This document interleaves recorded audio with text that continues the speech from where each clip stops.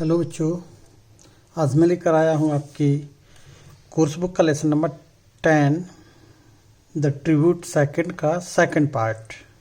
इसके पहले first part डाल चुका हूँ मैं। आशा है आप सभी ने देख लिया होगा, नहीं देखा हो तो उसको भी देख लेना चैनल को सब्सक्राइब करने के बाद। ठीक है, तो जैसा कि मैंने बताया था कि ये जो लेसन है, दो लेसन से मिलाकर ये पूरी कहानी बनाई गई है। इसमें हिंदू धर्म के संयुक्त परिवार जो होते हैं उनके विघटन के ऊपर से ये कहानी लिखी गई है कि संयुक्त परिवार में विघटन या उनका टूटना, अलग अलग होना दिखाया गया है। 3 भाइयों का परिवार है, 2 भाई गांव पर रहते हैं, तीसरा भाई शहर में जॉब करता है। तो तीनों भाइयों में बंटवारा कैसे हुआ ये इस कहानी के माध्यम से दिखाया गया है। ठीक है, तो पिछले लेसन में अपन ने देखा कि शहर में जो भाई रहता है उसको बड़े भाई ने पत्र भेजा, पत्र के द्वारा उसे बुलावा भेजा गया कि बंटवारा होना है इसलिए तुम घर आ जाओ। दूसरे लेसन में ये दिखाया गया कि वो शहरी बाबू जो है, शहर में जो जॉब करता है, वो भाई गांव पहुंच गया है, बंटवारे की कार्यवाही चल रही है।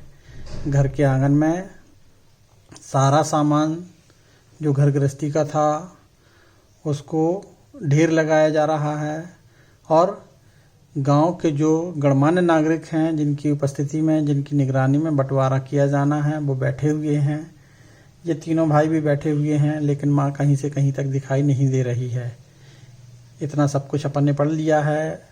बंटवारे के बीचों बीच बड़े भाई अचानक से उठते हैं, अपने हाथ में बंधी हुई घड़ी को उतार कर भी वो बंटवारे में शामिल करा देते हैं।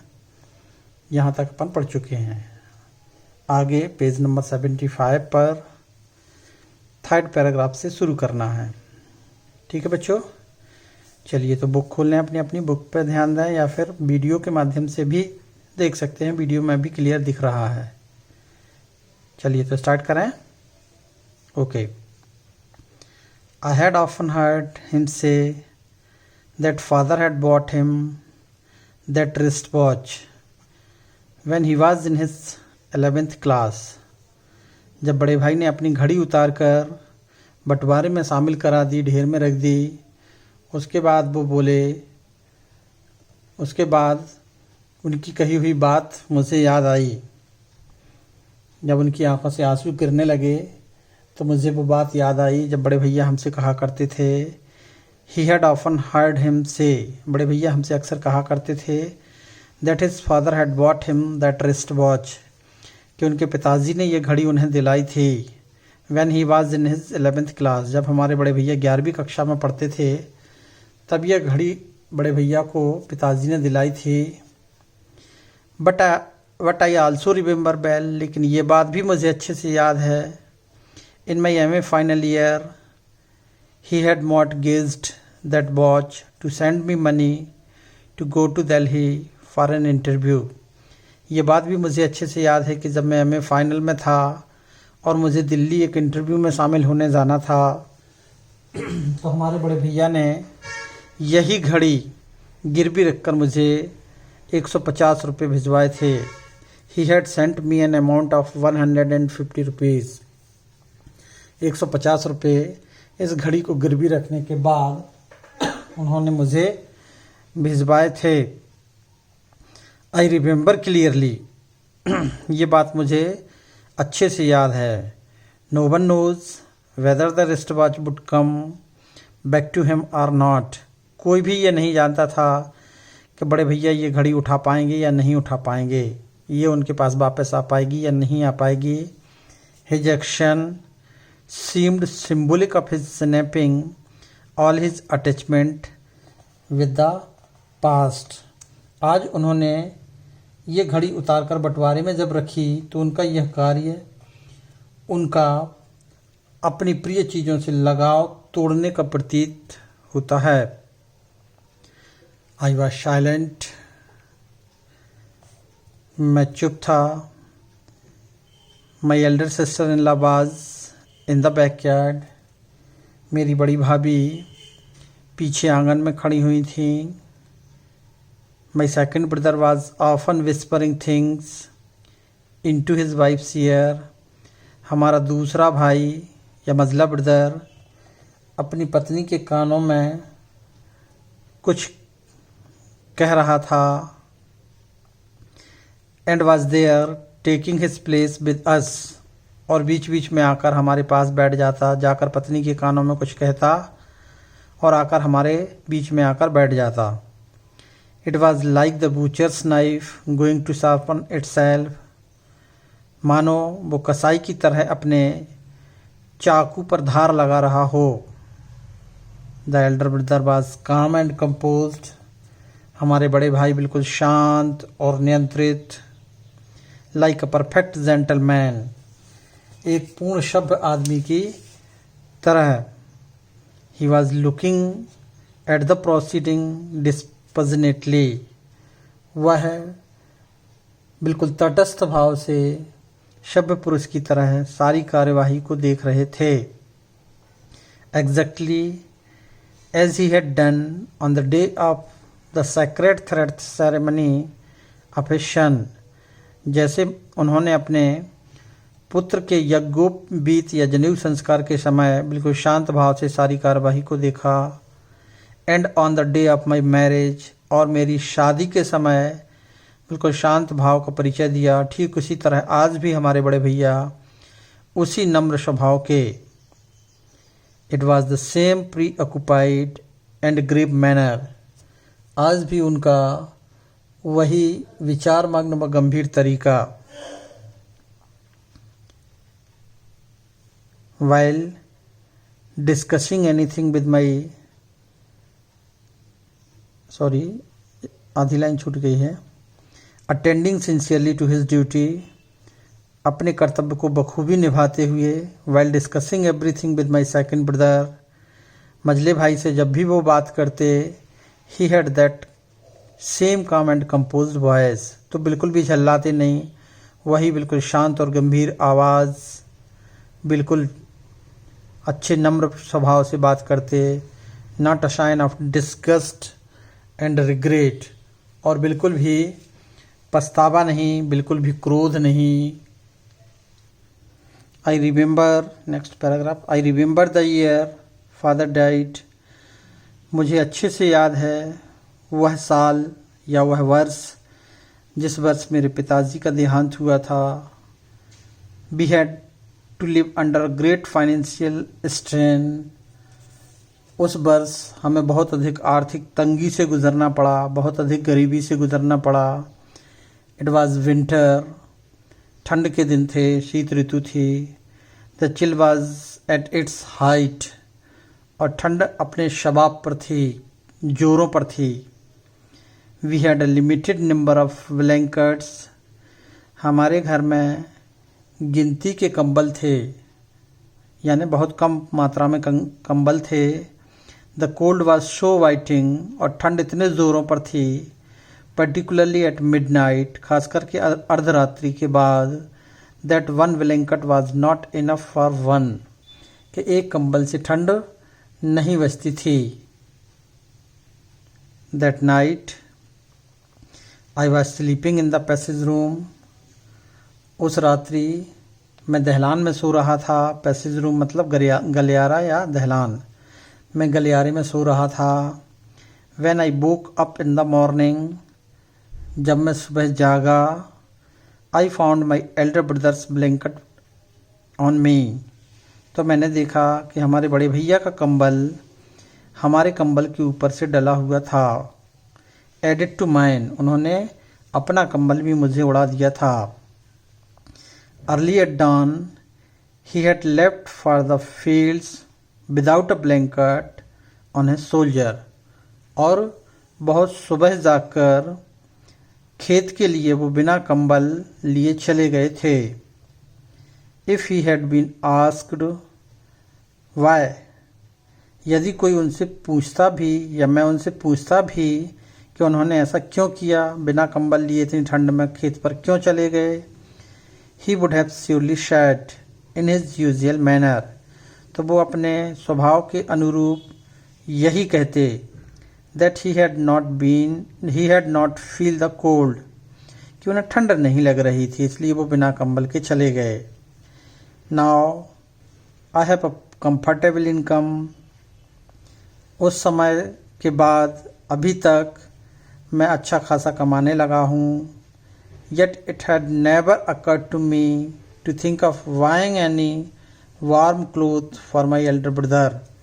लेकिन मुझे आज तक ये विचार नहीं आया कि अपने बड़े भैया के लिए ठंड के कुछ कपड़े दिला दूं या कंबल दिला दूं या रजाई दिला दूं। ऐसे गर्म कपड़ों को दिलाने का मुझे आज तक विचार नहीं आया। He is still satisfied and happy with that old tattered blanket. हमारे बड़े भैया अभी भी उस पुराने tattered मतलब फटे हुए कंबल में खुशी और संतुष्ट हैं। He had covered me with once, जो उन्होंने उस समय मुझे उड़ा दिया था या डाल दिया था। The same blanket was there before me, और आज वही कंबल बंटवारे में शामिल किया जा रहा है। नेक्स्ट पेज बच्चों। With all the other things, वही कंबल आज दूसरी चीज़ों के साथ बंटवारे में शामिल किया गया। I shivered with cold and my own ingratitude. मैं ठंड से और अपनी कृतज्ञता से कांप गया। The process of division was finally over. बंटवारे की जो प्रक्रिया थी वो पूरी हो गई।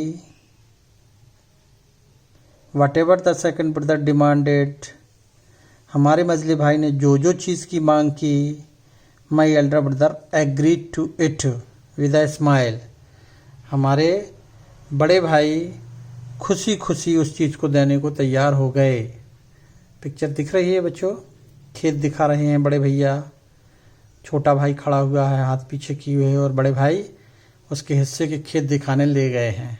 ठीक है, ये आगे आएगा अभी। चलिए, हाँ, तो मझले भाई ने whatever the second brother demanded, मझले भाई ने जो जो चीज़ की डिमांड की, my elder brother agreed to it with a smile. हंसते हंसते हमारे बड़े भाई ने उनको वो सारी चीज़ें दे दी जो उन्होंने मांगी। My second brother proposed to buy the share of land that was given to me and offered 18,000 rupees as a prize. हमारे मझले भाई ने हमारे हिस्से में जो हमें ज़मीन मिली, उस ज़मीन को उन्हें देने के लिए प्रस्ताव रखा और बदले में 18,000 रुपये देने का कहा। यानी छोटे भाई से कहा जो शहर में रहता है कि तुम्हारी ज़मीन हमें दे दो, हम इसके बदले में कितने रुपए देंगे, 18,000 रुपये देंगे। ये प्रस्ताव भी उसने रखा, लेकिन प्रस्ताव इसने नहीं माना। इन द इवनिंग, शाम के समय, my elder brother took me along with him to show me the paddy fields that were to be mine. शाम के वक्त बड़े भैया हमें खेत पर ले गए, मुझे मेरे हिस्से के खेत दिखाने के लिए कि चलो बाबली तुम्हारे हिस्से के खेत दिखा दें। आई क्वाइट फॉलोड हिम, मैं चुपचाप उनके पीछे पीछे चलता गया। He moved from boundary to boundary, we moved from boundary to boundary. हम खेत की मेड़ों पर से जा रहे थे। मेड़ मतलब दोनों खेतों के बीच का रास्ता। तो हम सभी खेत की मेड़ों के बीच जा रहे थे। Everywhere I could feel the imprints of his feet, his palm and his fingers. खेत की मिट्टी में हर जगह हमें हमारे बड़े भैया के पैरों के, हथेलियों के और अंगुलियों के निशान दिख रहे थे। On the bottom of the paddy fields, और धान के खेतों की पत्तियों पर sparkled the pulse of my elder brother's sweat. हमारे बड़े भैया के पसीने की बूंदें चमकती हुई दिखाई दे रही थीं। He was showing me the fields. हमारे बड़े भैया हमें अपने खेत इस तरह से दिखा रहे थे। As a father would introduce a stranger to family members. मानो पिताजी घर में आए हुए किसी अनजान व्यक्ति से अपने बच्चों का परिचय कराते हैं, ऐसे हमारे बड़े भैया हमारे खेतों का परिचय हमसे करा रहे थे। In the morning I was to leave for Bhubaneswar. सुबह मुझे भुवनेश्वर निकलना था, शहर जाना था। I had no courage to meet my elder brother. हमारे अंदर इतना साहस नहीं था कि मैं बड़े भैया से बात कर सकूं या उनका सामना कर सकूं।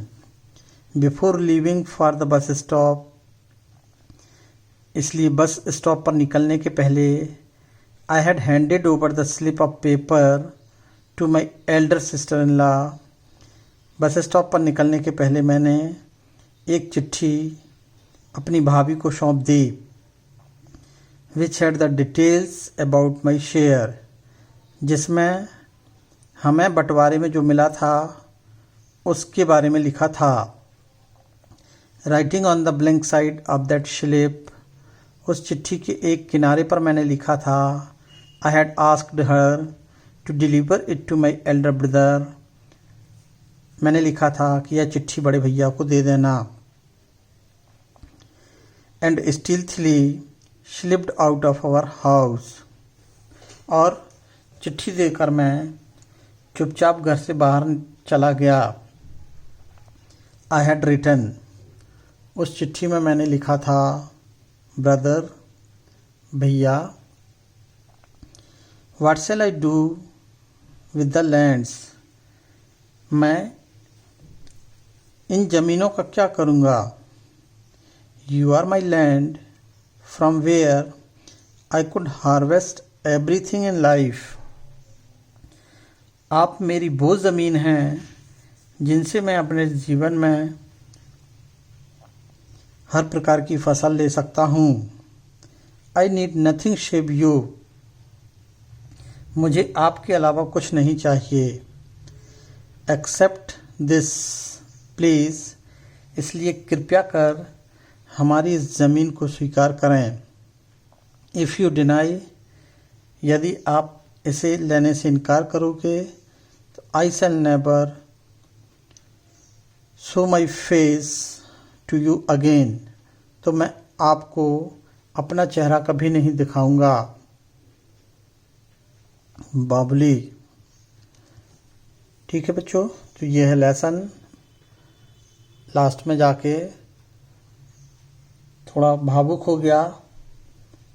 बंटवारा में जो भी छोटे भाई को मिला वो अपने बड़े भाई को देकर और चुपके से चला गया।